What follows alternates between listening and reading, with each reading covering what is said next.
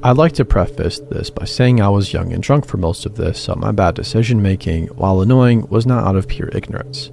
I was 20 female at an anime convention. My 21st birthday was coming up a month later, so my roommates decided to let me get shit-faced as long as I stayed in the room or left with somebody I trusted. I was staying with a large group of people in one of the nicer hotel rooms there. I had been to quite a lot of conventions and never really had a bad experience outside a few cosplay creepers and shitty people at times. The weekend went pretty normal, except I was drunk and my group was throwing small parties.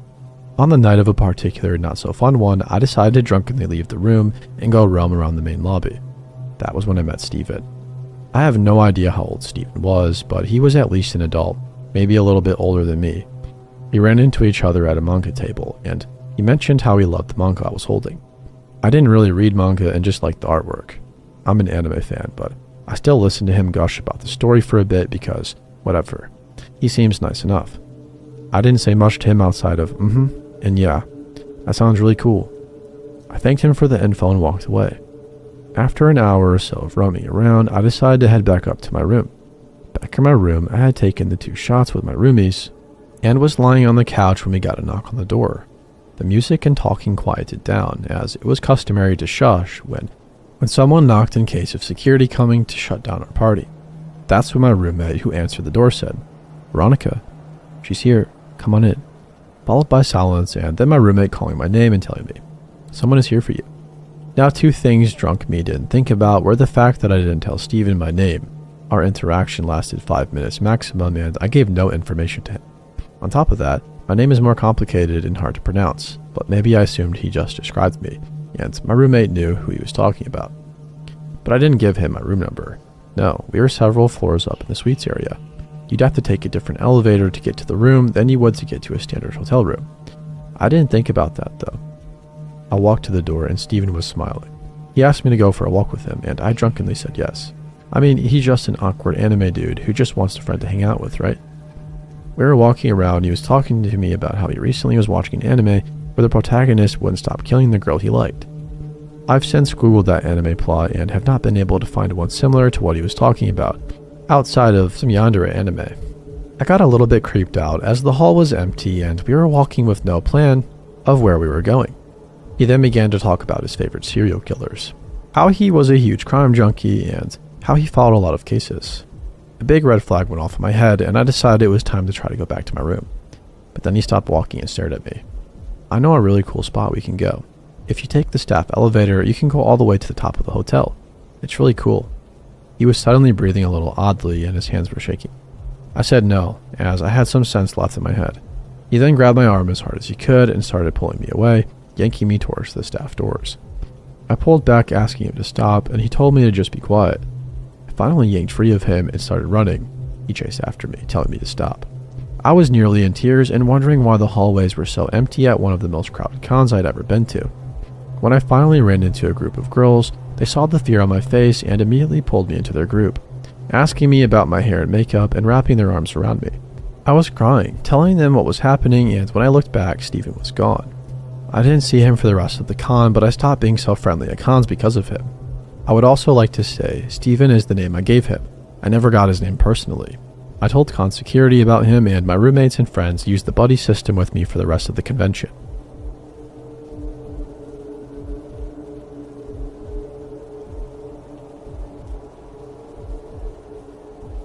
This happened some hours ago. To give you a bit of context, I'm a male in my early 20s and I live in an apartment on the 2nd floor. I come back home from a New Year's Eve party around 6 a.m. I undressed myself, texted a couple of people, and then went to bed. All in the span of 10 to 15 minutes. Then basically as soon as I get into bed, I hear my doorbell ring. Not my actual door, but the gate to the apartment complex. Initially I say, screw it. Probably just a drunk person or someone pulling a prank and being an asshole. Then the weirdos keep ringing very insistently. So I go in my boxers to answer the phone. That is wired to the gate. That makes sense. I answer the phone and I hear a foreign sounding guy that is trying to tell me something about a friend and keys and to let him in the complex. I think about it for a second in my hazy state and then tell him, I don't know you and I'm not going to open the gate. I hang up and go to bed again. They keep ringing very insistently. So I get up again and go answer the phone. This time a bit angry. And I am greeted by a girl speaking perfect English. I live in Italy, and telling me in a very clear way that she is staying on the 5th floor and her friend has the keys, and that she is a woman alone in the street, and to come check it at the door if I don't believe her. She sounded very convincing, to be honest. Mind you, in this moment I'm very drunk and high and very tired, trying to weigh my options. What if she really is a girl alone in the street at 6 a.m., in the cold and with all the drunk people going around? But what if she isn't, though? Fortunately, even in my intoxicated state, I have the idea to go out on the balcony over the gate and check out who was in the street. I throw on my parka because it is pretty cold, and in my boxers. I go out on the balcony to have an absolutely screw you moment. There were 4 seedy looking people, 2 dudes, 2 females. If I saw correctly, right in front of the gate talking quietly between themselves. And I yelled at them. Probably shouldn't have done that, but oi, you wanted to come in? And immediately went inside to call the police, and I also grabbed a knife.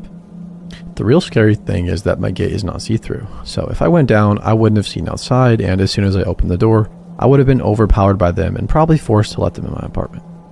The story pretty much ends here. The weirdos kept ringing the bell aggressively for another 15 minutes or so, while I took off the lights and went around my house like a drunken Rambo with a knife in my hand, checking periodically all the windows. I have windows on the internal courtyard and windows on the street, which they easily could have climbed, or so I thought at least. And then it all ended. I don't even know if the police saw anyone or came at all because I never heard from them, and I just went to bed after a solid hour of this.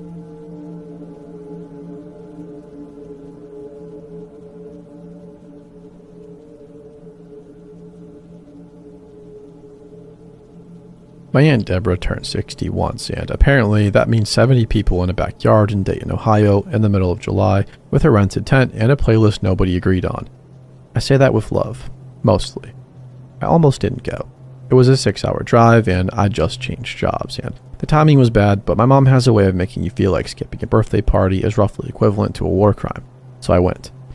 Drove up Friday, planned to leave Sunday morning, stayed at my uncle's place 2 streets over from where the party was being held. The party was Saturday afternoon. Got there around 2 o'clock. Hugged about 40 people whose names I remembered 60% of, ate way too much, and did the whole thing. It was fine. It was actually nice. Deborah was thrilled. The kids were running around. Somebody brought an inflatable pool, and 6 of the younger cousins were in it within 20 minutes. Around 5, the crowd started thinning. The older relatives left first, then the family friends, until it was mostly just immediate family and a few stragglers finishing off the food. That's when I noticed the man standing at the back fence. Our family doesn't have a back fence exactly. It's more like a wooden privacy barrier separating the yard from the alley that runs behind the row of houses. 6 feet tall with gaps between the boards. And this man was standing on the other side of it, looking through one of the gaps into the yard. I clocked him and then looked away and then looked back, and he was still there, just standing at the fence looking through. I figured it was a neighbor, curious about the noise, or the party, or whatever. I looked around to see if anyone else had noticed, and nobody had. My cousin Terrence was right next to me, and I nudged him and pointed, and he squinted at the fence and said he didn't see anything. I looked back and the dude was gone. I let it go, went and got another plate of food and rejoined the conversation and forgot it about for maybe half an hour. Then my little cousin Gracie, who just turned 8, came up and pulled on my sleeve and said there was a man by the fence again. I went with her to the back of the yard. She pointed at a section of fence closer to the left. I looked and couldn't see anything. I walked up close to the fence and put my eye to one of the gaps and looked out into the alley. He was pressed flat against the other side of the fence, maybe 3 feet to my left. Close enough that I could see the fabric of his jacket through the gap. He was just standing there with his back against the fence, facing the alley. I stepped back and grabbed Gracie's hand and walked her back toward the tent where my aunt and mom were sitting. I pulled my mom aside and told her quietly. She looked at me with a weird look, and I think she was trying to decide whether I was being dramatic, and then she must have seen something in my face because she called my Uncle Ray over. Ray is not a small man, and he has exactly 0 patience for nonsense. He walked straight to the fence and said loudly that whoever was back there needed to move along. Then he looked through the gap. He stepped back from the fence and his whole posture changed. He came back to where we were standing and told the remaining guests quietly that it was getting late and maybe should start heading inside. He did it smoothly enough that most people just started gathering their things without questioning it. I asked Ray what he saw. He said there were 2 of them in the alley. He'd already called the police by the time he told me that. We got everybody inside the house, and Ray stood at the back door watching the fence through the window and the door. One of them came over the fence. Ray saw it happen, said the guy just grabbed the top and pulled himself over and dropped in the yard like it was something he'd done 100,000 times. Stood in the yard for a second looking at the house. Then the second one came over. They both just stood in the backyard staring. Ray had a baseball bat he kept by the back door, and he opened the door and stood in the frame with it and told them to get off the property now. His voice was loud enough that I heard it clearly from the living room where I was keeping the kids occupied with the television. Both of them just looked at him. Didn't run, didn't speak, and didn't move. I just stood in the middle of my Aunt Deborah's backyard on her 60th birthday and stared at my Uncle Ray holding a baseball bat in a doorway, getting ready to do who knows what with it. Police got there not too long after. Both men were still in the yard when they arrived, which I still find bizarre.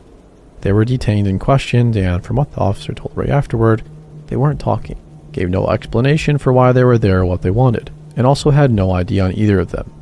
I don't know what happened after that night. Ray said an officer called him a few days later, but he was very vague about what was said, and I got the sense he either didn't know much or didn't want to share. What I kept thinking about is Gracie, though.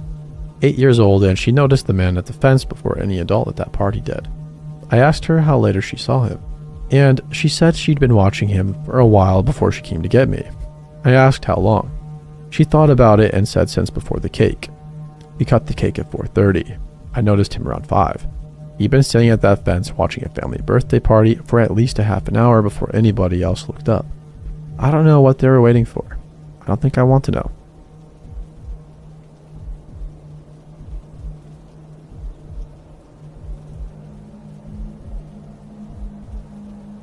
A handful of years ago, my washer quit working.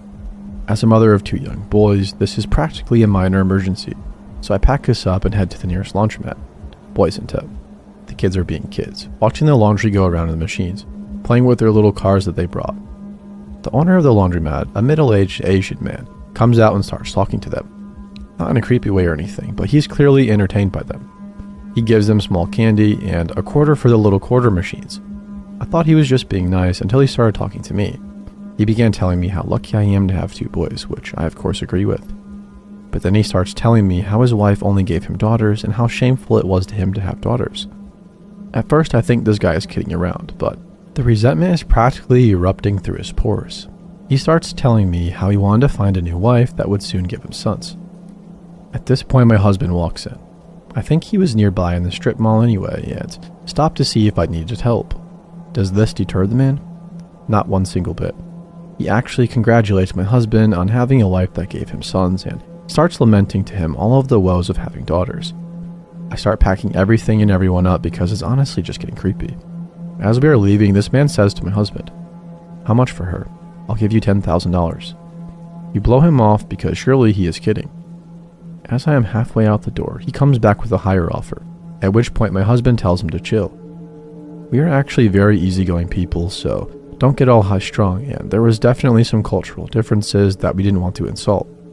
But laundromat man, I sure hope that you learn to love your daughters in the way you're supposed to. And also, learn that it isn't your wife's fault for giving birth to girls."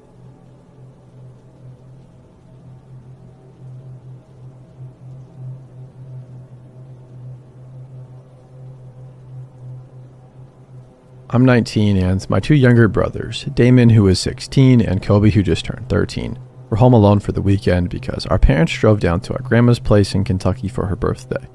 We'd been left alone before plenty of time, so nobody was stressed about it. I was the oldest, so I was technically in charge, which basically just meant I got to pick what we ordered for dinner and had to make sure Kobe didn't stay up until 4 in the morning on his Xbox. Pretty standard stuff. Friday night was fine. We ordered wings and watched a movie. Kobe was in bed by midnight, which was later than our parents would have allowed, but I wasn't going to fight him on it. Damon and I stayed up for another hour or so and then called it. Saturday was equally normal right up until around 9 at night. I was in the living room on my phone and Damon was at the kitchen table doing something on his laptop. And Kobe was in his room gaming when Damon looked up and said there was somebody in the backyard. I went to the kitchen window and looked out. There were 2 of them standing in the yard. Not at the fence line, not passing through. Standing maybe 30 feet from the back door, completely still facing the house. Both are wearing white masks. Not Halloween store masks, not cheap plastic things. Full white featureless masks that cover their entire faces. The kind with no expression at all. No holes for a mouth, just 2 eye openings. And flat white nothing everywhere else. I stood at that window for probably 5 full seconds just staring. trying to process what I was looking at. Then a third one stepped out of the shadows near the tree line at the back of the yard and stood with the other two. I pulled Damon away from the window and told him to go get Kobe right now and bring him downstairs and to move fast but not run. He looked at my face and didn't ask questions and went. I checked the back door. It was locked. Checked the sliding door off the dining room. Also locked. Went to the front and checked that. All good. All the downstairs windows I could reach I checked one by one while Damon got Kobe and brought him down. Kobe came into the living room still holding his controller and started to ask what was happening, and I cut him off and told him to sit on the couch and stay away from the windows. I looked out the front window. One of them was now standing in the front yard. I hadn't heard a gate open or close. Also hadn't heard footsteps around the side of the house. One of the three from the back was just in the front yard now. Same posture. Facing the house with that flat white face tilted slightly upward toward the window I was looking through. I stepped back and called my dad. It went straight to voicemail. I called my mom and same. I left a message that was probably not very coherent and then called the cops and actually got through. The dispatcher asked me if anyone had tried to enter the house and I said, not yet, and she said to stay inside and away from windows and that officers were being sent. Kobe was asking questions nonstop and Damon was trying to keep him quiet. I was moving from window to window trying to check where they were without getting close enough to be seen. Two were still in the backyard, one in the front. That was 3 counted for. Then something knocked on the front door. 4 slow knocks with a pause between each one. Kind of even sounding, impatient. Like whoever was doing it had all night and knew it. Kobe grabbed my arm. I told him quietly that we were not going to answer it and that the police were coming. More knocks. Then nothing for a while. I checked the front window again from an angle where I couldn't be seen straight on. The one who had been in the front yard was gone. I did not find that reassuring one bit. I went back to checking every window I could without getting close. The two in the backyard had moved closer to the house, maybe 20 feet or so. Still not moving toward the door, but closer than before. Just standing there in the dark with those white masks, picking up a little bit of the light coming from the kitchen. Something scraped along the side of the house. A slow dragging sound from the back toward the front along the exterior wall. Like something being dragged across the siding at waist height. Kobe made a sound and I put my hand on his shoulder and kept him from saying anything. The scraping stopped at the front corner of the house and then nothing again.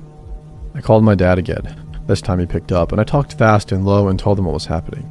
He told me he was calling the police himself and to lock ourselves in an upstairs room and not to open any door for any reason. I told him I'd already called and they were coming. He went upstairs. I put Kobe and Damon in my parents' room, which had a solid door and lock, and I told him to push the dresser in front of it, which Damon did while I stood in the hallway watching the staircase. Then every light in the house went out. Somebody had cut the power. I got into the room and helped Damon finish moving the dresser, and we sat in the dark on the floor, all 3 of us against the far wall, and just listened. The house was quiet. No white noise. Just the 3 of us breathing in whatever was outside. We heard the front door open. Just opening. The specific sound of it, the slight creak it always made on the hinges, opening like somebody had a key or the lock had given up entirely. Then we heard footsteps on the hardwood downstairs. Definitely more than one person. Kobe was shaking my arm, because he was shaking so hard. And I held on to him and kept my mouth next to his ear and told him in the quietest voice I've ever used that the police were almost here and to stay completely quiet no matter what. The footsteps moved through the downstairs into the kitchen, back through the living room, stopping at the bottom of the stairs. One set of footsteps started coming up. I could hear them on each step. That same slow pace, not rushing, just climbing, reaching the top, moving down the hall. They stopped outside the bedroom door. Not for a long time. Then the handle moved, hit the lock and released. Then a soft knock. I had 911 still open on my phone and I typed in the notes app and held it up for Damon to see. They were inside, upstairs hallway. He nodded. The person on the other side of the door stood there for quite a while. I could see the shadow of their feet in the gap under the door, just standing there. Not speaking and not trying the handle, just standing there on the other side of the dresser and the locked door and whatever distance was left between us. The red and blue light started coming through the bedroom window from outside. The feet in the gap under the door disappeared, passed back down the hall, down the stairs, and then the sounds of the front door. I waited until I heard officers announcing themselves downstairs before I moved the dresser. They found the front door wide open. The power had been cut at the breaker box on the side of the house, accessed from outside. They searched the yard and the surrounding streets but found nothing at all. No masks and no people. Nothing left behind. We stayed at a neighbor's house that night while officers finished going through the property. My parents drove back from Kentucky and got there around 4 in the morning. Nobody was ever identified. Nobody ever figured out who they were or why they picked our house or what they really wanted. The officers said it was likely a group of teenagers pulling an elaborate prank, and I've tried to believe that because it's the most comfortable explanation. But teenagers doing a prank don't cut your power and they don't break inside. They don't stand in the dark on the other side of a locked door for 5 minutes without making a sound. Whoever they were organized and they were patient. And they knew exactly what they were doing every step of the way. I think about Kobe the most because he was 13 and he sat in that dark room shaking and didn't make a sound the whole time because I asked him not to. He still doesn't talk about it, not even with me and Damon. I don't push it. Some things you just have to carry.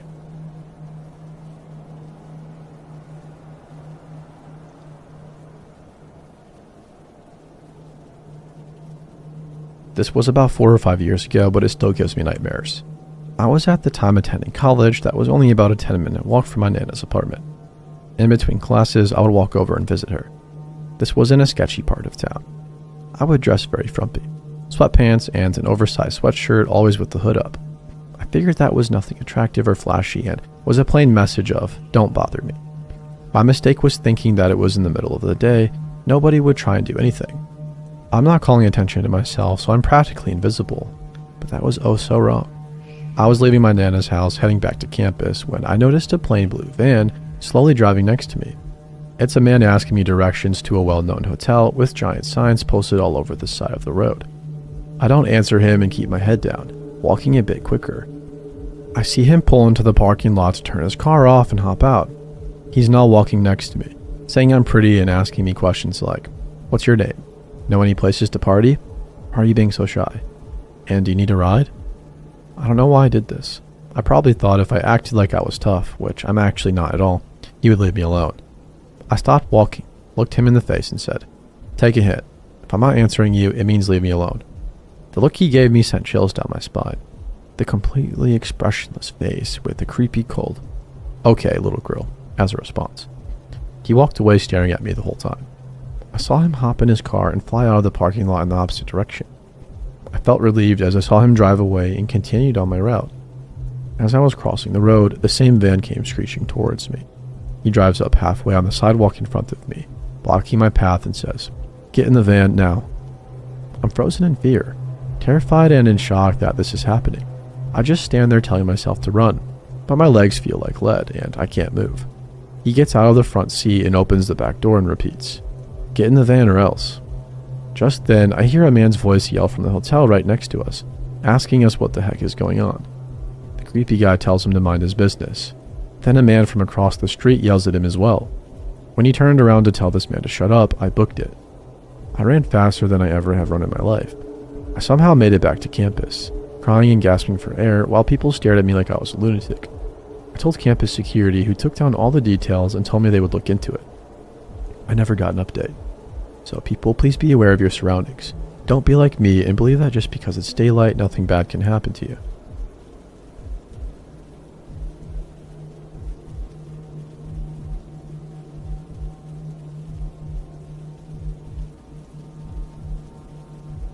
I'll start by saying the trip was genuinely my idea, and I've been living with that guilt ever since. Panama City Beach was Willa's suggestion after I said Florida, and I said sure because I'd never really been and she'd been 3 times and knew where to go. We booked a beach house 2 blocks from the water for 6 nights, split 4 ways, which came out to something embarrassingly cheap per person. Me, Willa, Remy, and Sloan. I'm the one from North Dakota, which meant I was the one everyone made fun of for being too excited about the ocean. Fine. Guilty as charged. I'd only seen it twice in my life, and I was 22 years old and I was excited. The first 2 days were everything a girl's trip is supposed to be. Beach in the morning, food we didn't cook, going out at night to places with outdoor bars and live music and way too many people. Willa and Remy are both 23 and had the whole thing dialed in from previous trips. Sloan is 18 and was just happy to be included in anything. I was somewhere in the middle, old enough to keep up, young enough to still find all of it genuinely thrilling. Day 3 is when I first noticed him. We were at the beach in the late morning. The good part of the day before it gets so hot you stop being able to function. I was in the water and looked back toward shore, and there was a man standing about 40 feet behind our stuff, just looking out at the water. Which fine, it's a public beach. People stand in places. But something about his positioning bothered me. He wasn't looking at the water exactly. He seemed to be looking at us. I noticed it, and then a wave hit me, and I lost track. And by the time I looked back, he was gone. I actually didn't say anything. That same night, we went to a seafood place on the strip. Outdoor eating with string lights. We were waiting for a table, and I was looking around at the crowd, and I saw him again. The same guy. Older, maybe 50 years old, with dark hair going gray. Nothing remarkable about him except that he was standing at the edge of the restaurant's patio, just outside the barrier and looking in our direction. I still didn't say anything. Told myself I was being crazy. I also told myself 50-year-old men standing outside restaurants was not a crime, and I was pattern matching because I was in an unfamiliar place. Day 4. Grocery store parking lot, 2 in the afternoon. Remy and I had gone to grab some stuff for the house, and I saw him park 2 rows over, watching us load bags into the car. Or at least I thought I did. By the time Remy came back around to my side, he was pulling out of the lot, and I only saw the back of the car. That night, we were all sitting on the porch of the beach house. And Sloane said completely out of nowhere that she kept seeing the same guy everywhere and described him exactly. The 4 of us looked at each other. We went through every day of the trip on that porch for the next hour. Every sighting. Everyone had at least 2. Willa had seen him on day 1 outside the coffee shop we stopped at the morning we arrived. She hadn't said anything because she thought she was being paranoid also. Remy had seen him on day 2 at the beach and in almost exact same spot that I noticed him on day 3. Sloane had seen him outside the bar when we went to the bar the first night. Then Willa pulled up Instagram and started going through our stories from the whole trip. He was in 4 of them. Background, partial, never looking directly at the camera, but always there. The coffee shop story from day 1, he was outside the window on the sidewalk. In the beach video from day 2, he was about 60 feet back in the frame. A group selfie from the restaurant on night 3. He was just inside the frame at the edge of the patio. A video Sloane took of the sunset from the beach. He was on the boardwalk above looking down. We went to the police the next morning, showed them everything we had. The officer was polite and filed the report and said they'd increase patrols in the area and to call if we saw him again. The way he said it made it clear. He thought this was probably overthinking it. 4 young women at the beach, seeing the same person in a busy tourist town. Understandable mistake. He was basically communicating without actually saying it. We changed everything for the last 2 days. Stopped posting locations. Stopped going out at night. Stayed in groups of at least 3 at all times. Kept the curtains on the ground floor closed. The last night before we were supposed to leave, Remy looked out the front window around midnight and said there was someone standing in the street. He was on the opposite sidewalk looking up at the house. He was standing completely still in the dark with his face tilted up toward the 2nd floor where the lights were on. We turned the lights off and watched him through the gap in the curtains, and he stood there for 11 minutes. I counted. Then he walked away down the street at a completely normal pace, like he was just out for a stroll. We left at 5 in the morning, instead of the following afternoon. I drove back to North Dakota, telling myself it was over. Vacation creep. Something that happened in a specific place and stayed there. I genuinely believed that for about 2 weeks. Then the group chat started up again. Willa first. Said there was a car she didn't recognize parked on her street 3 nights in a row. Different spot each night, but always with the sight line to her building. She'd written down the plate number and it came back to a rental. Remy 2 days after that, her back gate, which latched automatically on a spring, had been open 2 mornings in a row. She lived alone and hadn't been in the backyard. Sloane a week later. A man matching the description standing outside her workplace across the street when she left for the day. Gone by the time she got someone to come to look. I didn't have anything to report yet, and part of me was relieved and part of me was waiting. I came home on a Tuesday evening after work and my doormat was on the wrong side of the door. I know how that sounds. I know a doormat is not evidence of anything, but I've had that mat for 2 years and it sits on the left side of my door because there's a small scuff on the right side of the threshold that bothers me, and I put the mat there to cover it. It was on the right side, covering the scuff, which means whoever moved it had stood at my door long enough to look at the threshold and noticed the scuff and put the mat back in a way that made sense. That's the detail that got me personally. That it was thoughtful, it wasn't random. I put it in the group chat and everybody went quiet for a minute. And then Willa said she needed to tell us something. She'd gone to her mailbox that morning and found a photograph inside. Printed, not developed. Printed on regular paper like from a home printer. All 4 of us on the beach in Panama City. taken from behind and above, from the boardwalk angle, on day 2 of the trip. Before we'd even noticed him. Before we were looking. No note, writing on the back, just the photo, folded once and put in her mailbox. We filed reports in 4 different states, sent everything to Panama Police Department, and then asked them to connect it to the original report. Got a call from a detective there who said they were looking into it and would be in touch. That was 8 months ago. We haven't heard back with anything useful. The rental car plate came back to a cash transaction at a lot that didn't have working cameras. The photo was printed on paper sold at literally every office supply store in the country. There's no name, no face, no plate that leads anywhere solid. The small things haven't fully stopped. Willis had 2 more mornings where the gate was open and she doesn't even use it. Remy thought she saw him outside a grocery store near her apartment last month, but she can't be sure. And that uncertainty is its own particular kind of awful. My doormat has stayed on the left side of my door every time I've come home since that Tuesday, but I check it every single day. And every single day it's where I left it. I feel about 30 seconds of relief before I start thinking about it tomorrow. He found 4 girls from 2 different states at a beach in Florida and then found them again at their homes across the country and did it quietly enough that none of it rises to the level of proof. That's somebody who knows exactly what they're doing and exactly how far they can push before it becomes something a police report can actually hold. I think about the photo the most because the fact that it was taken on day 2, that he was already positioned above us on that boardwalk with his phone out before we'd noticed a single thing. He wasn't following us on day 3, he had to have been following us since before he put our bags down.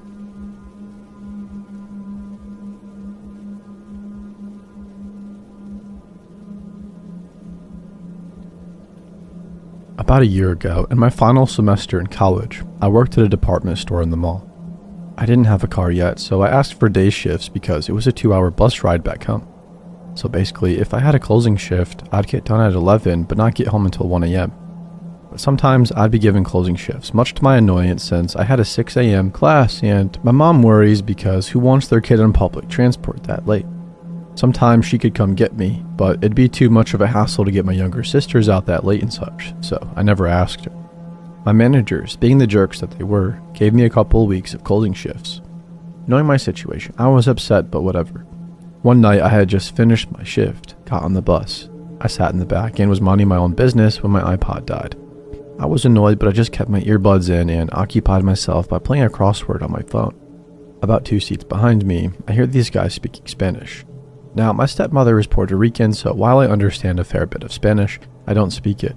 So I hear them talking, but I don't pay attention, because it can be rude to eavesdrop and all that, until they say, "Yeah, that black girl up there." Then my ears perk up. I keep my earbuds in so that they think I can't hear them, and I continue listening. What they are saying is horrific. To paraphrase, they knew my stop. Second to last one before the bus gets back to the terminal, and while my stop is at the front of my neighborhood, it's got no street lights and, at this time of night, it's empty. And to put it simply, we're planning on snatching that piece of ass up. I was 20 minutes away from home, so I knew I had to act quickly. Since I knew they could see me, they were 2 seats behind me, but like across, if that makes sense.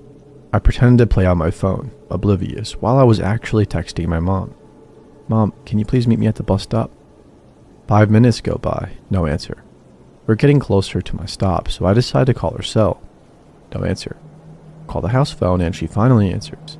It was about 12:30 a.m., so she was asleep. I tried to talk as cheerily and calmly as I can. This was our convo. "Hey, did you get my text?" No, what's up?" "I sent you a picture of these jeans I'm going to order online when I get home. I really need your opinion. So I really need you to look since the sale ends at 1 a.m.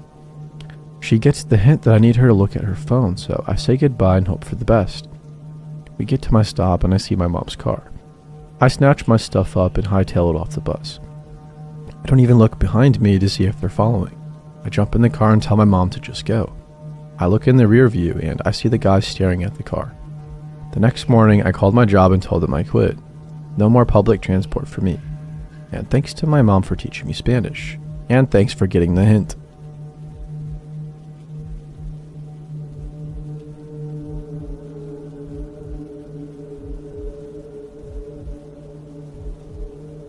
This happened a few years back in 2005 when I was around 10, just about to turn 11, which would have made my sister 14. We come from a pretty small town in the UK. where not much of interest usually happens, and our main attraction is the local shopping center, or maybe the mall. My parents would quite often give us pocket money and let us take the bus into town and go to the cinema located inside the shopping center on weekends. Being a video game obsessed little nerd, it was my ritual at the time to save up some money and buy discount pre-owned games from the game station store in the mall. There was something about the build-up of anticipation.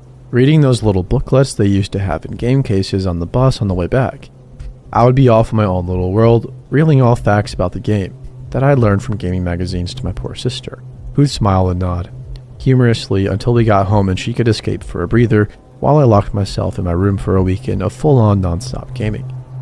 A few months prior to this particular trip, my grandma had moved from her old council house in a rundown part of town, which was scheduled for demolition, to a new one much closer to our family home.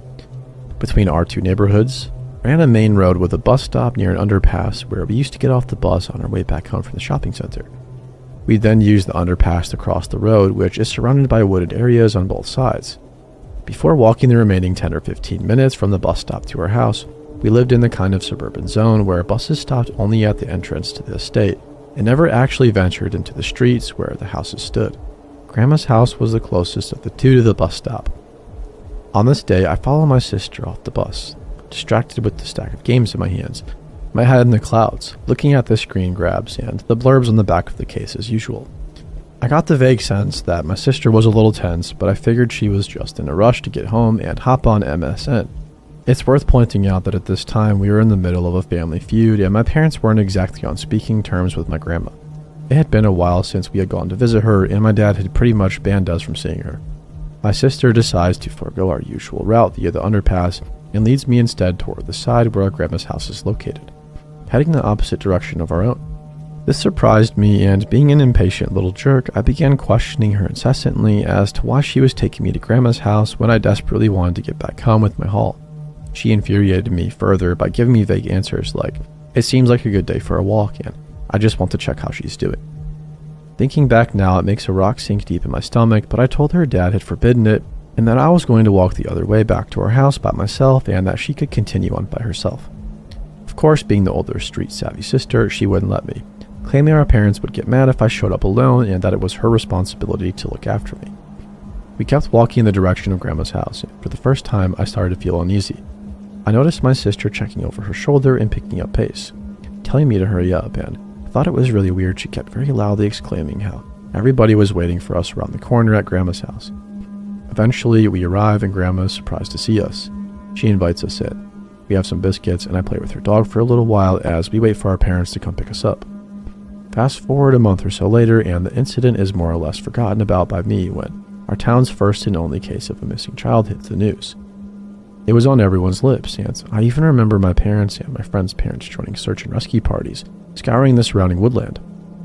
Tragically, the young boy who went missing was found dead in the woods, shortly after the first missing person report was filed. The whole town was rocked. The main suspect in the case ended up dying before the police had a chance to question him. We were all shocked by what happened. The boy had been abducted while walking through an underpass on his way to school. This underpass was maybe 4 or 5 stops along from the stop my sister and I alighted at. I was dense and didn't connect the dots until much later when my sister confessed to me that she had decided to take the detour to Grandma's house that day after getting an uneasy feeling from some creep who sat behind us on the bus, who followed us off and stalked us before watching us enter our grandma's house and disappearing into the opposite direction. Her sharp instincts and quick thinking are probably the reason I'm alive to tell this story today. That and the fact my grandma had to move to a council house, which was miraculously so close to our bus stop.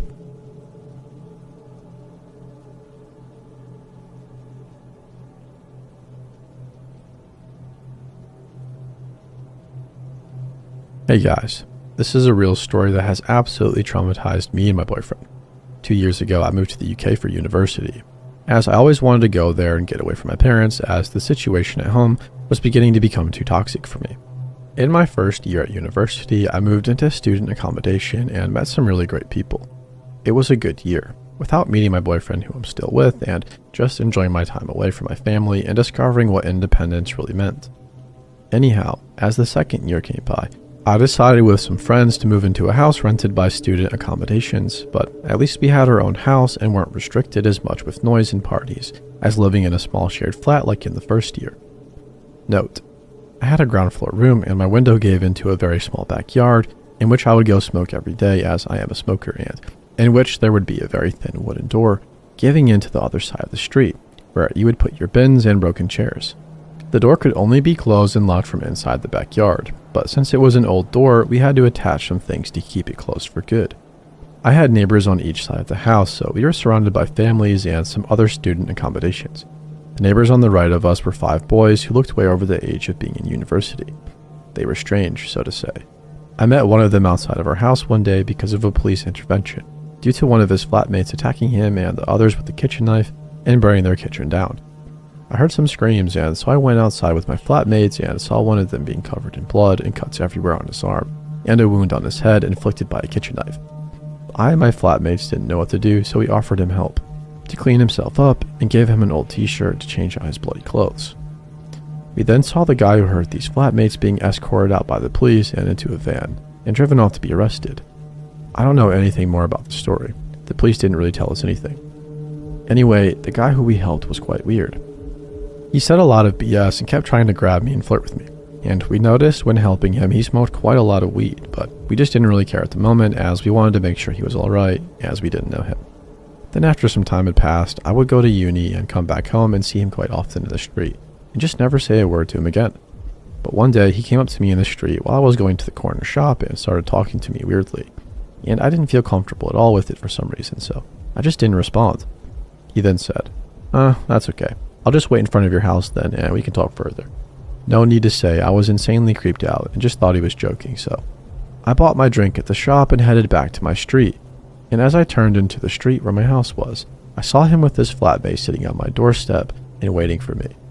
So I panicked and went back to the corner shop and called my only guy flatmate to ask him to open the door and tell the guys to go away. But obviously he wasn't home, as no one else was either. So I literally just waited it out until they left 1 hour later and then sprinted back home and locked the front door. Note: my front door had a glass panel on it where you would be able to kind of make out who was standing in front of it. As this was already pretty scary, I just tried to avoid the guy and mostly succeeded for a little while. But then one day, as I went smoking into the backyard, I noticed that the wooden floor, which is always closed, was open, and the strings that we put there to keep it closed were cut off. For whatever reason, I didn't think anything of it and just closed the door again and put a new string on it, thinking it was one of my flatmates who took the bins out and just didn't tie it back. The weird neighbors would very often scream and yell and fight in their house, and it would wake me and my flatmates up in the middle of the night, but we kind of got used to it after a little while. But one evening, my boyfriend slept over like he usually does, and he, who usually never wakes up because of a noise, woke up in the middle of the night because of a bang and some whispering.